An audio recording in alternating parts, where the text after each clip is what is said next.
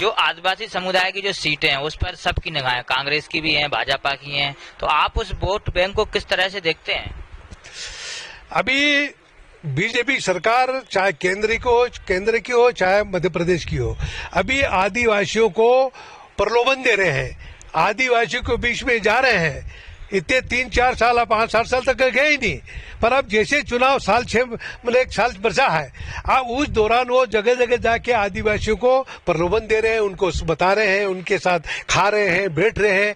अब वो लोगों ताकि हमको दोबारा मौका मिल जाए। पर अब आदिवासी इस बात को समझ के पिछले उनकी जो पीड़ा है वो भूलेंगे नहीं, वो उनको याद रखेंगे और फिर उसी हिसाब से वो फैसला वो करेंगे कि ये मैंने जितने आदिवासी भोले आदिवासी को हम मैंने पैसों के दम पे आदिवासी को और लालच देंगे। अब आदिवासी को मैंने लालच में आने वाले नहीं है। अब वो लोकतंत्र को सही तरीके में और सही मैंने फैसला करने के लिए प्रेरित करेंगे और सभी समाज एकजुट होकर आने वाले समय में जो सरकार बने वो सरकार आदिवासी की हो, आदिवासी के हित की बात करे, आदिवासी के मैंने समस्या सुलझाए, आदिवासी बहन बेटी की इज्जत की रक्षा करे, आदिवासी भाइयों को रोजगार मिले, वो ऐसी सरकार की आज जरूरत है। तो इस बात को ले आदिवासी समझ रहे हैं कि ये इतने जल्दी भाजपा में के बात में आने वाले नहीं है। नमस्कार, आप देखें राजधानी समाचार। बात की जाए मध्य प्रदेश की राजधानी भोपाल की, हम बात करेंगे मध्य प्रदेश की वो आदिवासी अंचल क्षेत्र जहां पर लगातार सरकार और विपक्ष की भूमिका एक रहती है और एक कहीं ना कहीं आदिवासियों को वोट बैंक की राजनीति कहें, एक तमाम प्रकार के नेता आरोप लगाते हैं। हमारे पास हैं कांतिलाल भूरिया जी हैं, पूर्व केंद्रीय मंत्री, वर्तमान में झाबुआ से विधायक हैं। कांतिलाल जी, सबसे बड़ा सवाल तो आपसे यही है कि आज आप तो आदिवासी पोशाक में, सबसे पहले जय जोहार आपको। जय जोहार, नमस्कार, राम राम। क्या बहुत बहुत धन्यवाद आपको। जी हाँ, बताएं क्या है कल कार्यक्रम आपका? भी एक संगठन है आदिवासियों को लेकर। कल यहाँ पर भोपाल में मध्य प्रदेश के सभी जिलों से हमारे आदिवासी विकास परिषद के सभी अध्यक्ष और पदाधिकारी कल आ रहे हैं और कल हम लोग आपस में सारी चर्चा करेंगे कि आदिवासी आज बहुत ही बुरी हालत में है। उनके नाम से सरकार योजना बना रही है मगर वो योजना आदिवासियों तक पहुंच नहीं पा रही है। और चाहे खाद्यान्न का मामला को हो, चाहे और विकास की बात करो, सर्विस के, मोदी जी ने कहा था कि हर साल 2 करोड़ लोगों को नौकरी दूंगा, 2 करोड़ भी क्या 2 लाख भी नहीं दे पाए होंगे। उसी तरह से मुख्यमंत्री जी हमारे कहने लगे हम मामा मैं हूँ और हमारी भांजी हैं, अब भांजी के ऊपर अत्याचार हो रहा, बलात्कार हो रहा, आदिवासियों को मार मार के और ट्रैक्टर से बांध के खींच रहे हैं। आपने देखा शिवपुरी सतना वगैरह में ट्रैक्टर के बांध के उनको खींच रहे आदिवासी को। तो ये मामा भी बेखबर है और हमारे देश के प्रधानमंत्री भी मैंने इस तरह से मैंने बेखबर होकर बस भाषण ही चले जा रहे हैं।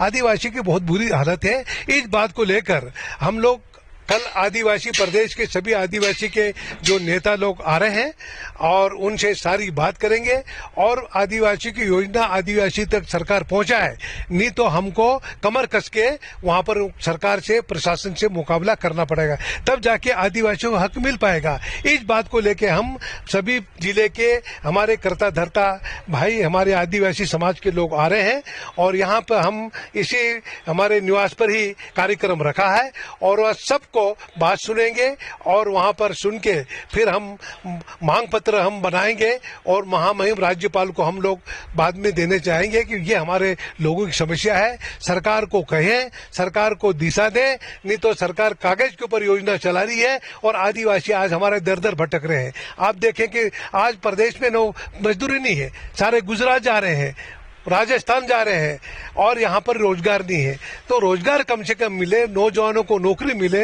हमारे नौजवान BA MA LLB करके बैठे, उनको नौकरी नहीं। उन्हें 18 साल से मैंने नौकरी सरकार चल रही पर किसी आदिवासी को अभी नौकरी नहीं दे पाए। तो ये सारी तकलीफें हैं, वो तकलीफ यहाँ पर हम लोग जानेंगे, उसको संकलित करेंगे और हम सरकार से हम कहेंगे कि हमारे समाज को आप मदद करें, नाम से जो योजना चल रही है वो योजना आप उन तक पहुँचाएं, ये हमारा कल रहेगा। मोदी जी भी आए थे मध्य प्रदेश में, आपने देखा होगा बिरसा मुंडा जी की जन्म जयंती पे जो इतना खर्चा किया गया था, तमाम जिलों से आदिवासी समुदाय के लोग भी आए थे। तो आप इस खर्चे को और बिरसा मुंडा जी की जन्म जयंती से कैसे जोड़ते हैं? भाई अच्छी बात है। अगर मान लो हमारे स्वतंत्रता सेनानी टंटे मामा है, बिरसा मुंडा है, एकलव्य है, उनके नाम से अगर कोई ऐसी योजना चलाए लोगों के, आदिवासियों के हित में, वो नाम से योजना ग्रास रूट तक पहुंचे। पर ये तो सब दिखावा। जब यहाँ पर बिरसा मुंडा के उन्होंने प्रधानमंत्री आए थे, उन्होंने योजना करोड़ों रुपया खर्च कर दिए, करोड़ों रुपया खर्च करके आपस में सब सारे एक दूसरे को बधाई शाबाशी देके चले गए, पर उससे कोई बड़ा फायदा हुआ नहीं। अगर वो पैसा क्षेत्र में आके गरीबों के पानी, बिजली, सड़क, लोग स्कूल की हालत क्या हो रही है, स्कूल में टीचर नहीं है, हमारे आदिवासी बच्चे मतलब प्राइवेट स्कूलों में जा रहे हैं, तो अच्छी स्कूल खोले, अच्छा काम हो।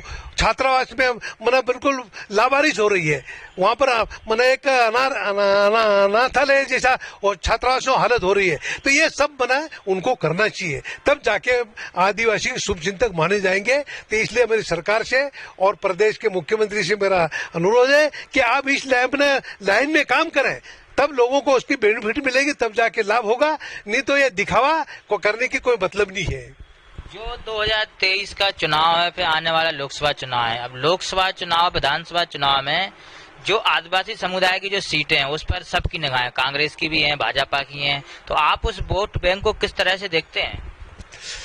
अभी बीजेपी सरकार चाहे केंद्र की हो चाहे मध्य प्रदेश की हो, अभी आदिवासियों को प्रलोभन दे रहे हैं, आदिवासियों के बीच में जा रहे हैं। इतने 3-4 साल 5-7 साल तक गए ही नहीं, पर अब जैसे चुनाव साल 6 मतलब 1 साल बचा है, अब उस दौरान वो जगह जगह जाके आदिवासियों को प्रलोभन दे रहे हैं, उनको बता रहे हैं, उनके साथ खा रहे हैं, बैठ रहे हैं। अब वो लोगों ताकि हमको दोबारा मौका मिल जाए। पर अब आदिवासी इस बात को समझ के पिछले उनकी जो पीड़ा है वो भूलेंगे नहीं, वो उनको याद रखेंगे और फिर उसी हिसाब से वो फैसला वो करेंगे कि ये मैंने जितने आदिवासी भोले, आदिवासी को हम मैंने पैसों के दम पे आदिवासी को और लालच देंगे। अब आदिवासी को मैंने लालच में आने वाले नहीं है। अब वो लोकतंत्र को सही तरीके में और सही मैंने फैसला करने के लिए प्रेरित करेंगे और सभी समाज एकजुट होकर आने वाले समय में जो सरकार बने वो सरकार आदिवासी की हो, आदिवासी के हित की बात करे, आदिवासी के मैंने समस्या सुलझाए, आदिवासी बहन बेटी की इज्जत की रक्षा करे, आदिवासी भाइयों को रोजगार मिले, वो ऐसी सरकार की आज जरूरत है। तो इस बात को ले आदिवासी समझ रहे हैं कि ये इतने जल्दी भाजपा में के बात में आने वाले नहीं है। आप विकास की बात करें, अलीराजपुर, झाबुआ, आप तमाम जिले घूमते रहते हैं, जिस प्रकार से वहाँ की सड़कें हैं, जिस प्रकार से वहाँ का युवा आदिवासी आज जा रहा है, क्या वहाँ के सांसद और क्षेत्रीय प्रभारी मंत्रियों को ही उनके रोजगार की व्यवस्था करना चाहिए या नहीं करना चाहिए? सरकार को आदिवासी क्षेत्र के जनप्रतिनिधि हैं, उनको आदिवासी की लड़ाई लड़ना चाहिए, पार्लियामेंट में भी उसको लड़ना चाहिए, विधानसभा में मामला उठाना चाहिए और वो हक आदिवासी हो। पर आदिवासी जो मना सांसद हो या विधायक वो अपना मुंह बंद करके बैठे रहते हैं। भाजपा उनको बंधुआ मजदूर बना रखा, कोई बोल नहीं सकता, कोई बात रख नहीं सकता, क्योंकि उनके आरएसएस का डंडा चलता है, तुमने बात क्यों उठाई? तो ये ऐसी हालत है भाई। लोकतंत्र में अगर जनप्रतिनिधि बनता है तो फ्री माइंड से लोकसभा में, विधानसभा में अपनी बात उठाए और मुख्यमंत्री और सबके सामने उठाए कि वहां पे ये काम नहीं हो रहा, पानी नहीं मिल रहा गांव में पानी नहीं, हैंडपंप नहीं, बिजली नहीं, सड़क नहीं, नल जल योजना लागू की थी तो वो लागू पाइप गाड़ दिए, वो अंदर ही पाइप बस्ट हो गया, आपके टंकी में पानी नहीं जा रहा। अब ये सारा सब दिखा, पैसा योजना बढ़ा के पैसा आधा लगा आधा खा जाते हैं, इसलिए योजना बनती है, पर आदिवासी तक पहुंचे उस लाभ अभी मिल नहीं रहा है। इसलिए आदिवासियों में बड़ा असंतोष है। इस बात को हम जगह जगह इस बात को, इसलिए कल मैंने आप सब आदिवासी भाइयों को बुलाया है कि आप अपने क्षेत्र में क्या क्या हो रहा है, नहीं हो रहा, क्यों नहीं हो रहा है, उसकी आवाज उठाओ, सरकार के नॉलेज में लाओ, सरकार को घेरो। ये मेरी कल अरूबरू 1-to-1 होगा। लास्ट सवाल आपसे ही, अब कांग्रेस के वरिष्ठ नेता माने जाते विधायक भी हैं, राहुल गांधी की जो भारत जोड़ो यात्रा निकल रही है, 2023 और 2024 में क्या इससे बदलाव आएगा क्या राजनीति में? बिल्कुल बदलाव आना चाहिए, क्योंकि लोग देश और प्रदेश के से परेशान है। मोदी जी के भाषण सुन सुन के, मन की बात सुन सुन के लोग परेशान है, शिवराज जी की बात सारे सुन सुन के परेशान है। अब राहुल जी पार्लियामेंट में भी कहा था कि आप जो कहते हो करना चाहिए। आज लोग परेशान हैं, लोगों को रोटी कपड़ा मकान की जरूरत है। तो ये इस बात के लिए राहुल जी मेरे कह रहे हैं कि आदिवासी के हक में वो जो उनको काम करना चाहिए, इसलिए राहुल गांधी जी ने इस देश के आदिवासियों को जागृत करने के लिए, जागरूकता लाने के लिए उन्होंने कन्याकुमारी से कश्मीर तक की यात्रा निकाली है। और वहां पर लोग, हजारों लोग, शुरू में लाखों लोग राहुल जी के पीछे चल रहे हैं। और राहुल जी यही कह रहे हैं कि भाई आप अपने हक के लिए आगे आओ, निकलो, बोलो। ये बात करने के लिए जगह जा रहे हैं, इससे लोगों में जागृति आ रही है। और अभी केरल से महाराष्ट्र में आए, वहां से मध्य प्रदेश में आएंगे, वहां भी हमारे आदिवासी हजारों उनके साथ चल के और वहां पर उनको मतलब सारी चीजें। तो राहुल जी इसीलिए पदयात्रा कर रहे हैं कि वहां पर आदिवासियों हक मिले और हमारे आदिवासी बहन बेटी की इज्जत सुरक्षित हो और सरकारी योजना गरीब तक पहुंचाने के लिए आदिवासी के लिए राहुल जी निकले हैं। तो निश्चित है ये एक अच्छा कदम है और आगे चल के उसका फायदा मिलेगा आदिवासियों को। आप क्या इस यात्रा में जाएंगे? मध्य प्रदेश भी राहुल गांधी जी आएंगे? बिल्कुल हम रहेंगे, हमारी तैयारी चल रही। कल इसलिए मैंने मीटिंग बुलाई है, इसलिए मैंने बुलाई। सब आदिवासी भाई अपने अपने जिलों से जो निकलेंगे वहां पे आदिवासियों लेके वहां पे उनके सामने वेलकम करें, उनसे सारी समस्या बताएं। और ये हालत हो रही है, इसलिए हम लोग वहां पर महाराष्ट्र से जैसे प्रवेश करेंगे वैसे हम उनको वेलकम करेंगे और वहां पर उनकी मीटिंग करके और उनको हम मध्य प्रदेश में आगे यात्रा के लिए आगे बढ़ाएंगे। आपका बहुत बहुत धन्यवाद जो आपने समय दिया। धन्यवाद, बहुत बहुत थैंक यू। हमारे साथ कांतिलाल भूरिया जी थे, वरिष्ठ नेता हैं कांग्रेस पार्टी के, वर्तमान विधायक, लगातार मध्य प्रदेश की राजनीति में सक्रिय रहते हैं। राजधानी समाचार के लिए विश्वकर्मा की report, Bhopal. Subscribe now and press the bell icon. Never miss an update.